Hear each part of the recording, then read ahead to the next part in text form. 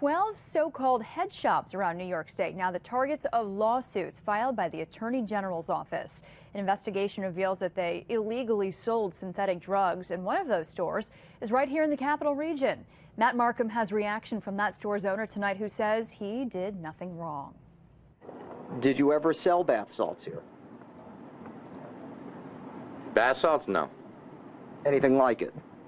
I don't think so. But undercover investigators from the Attorney General's office tell a different story. They say they purchased synthetic drugs like bath salts at the Shining Star on Lark Street in Albany, along with other stores under investigation showing people how to use these drugs. Today we are taking, I think, a very significant step towards fighting back against a national crisis and giving the people of the state of New York and their representatives the ability to do something about a drug problem that until now has been spiraling out of control. The lawsuit states these drugs were labeled and sold illegally. K2 was one of the incense brands sold at this store. The owner says it was pulled earlier this year when the health department came knocking.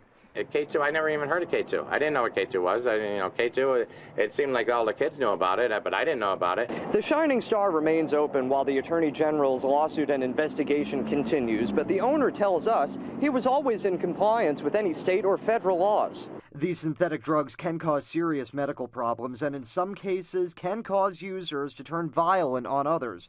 Heins blames the supplier for mislabeling the products. The vendors will supply you with a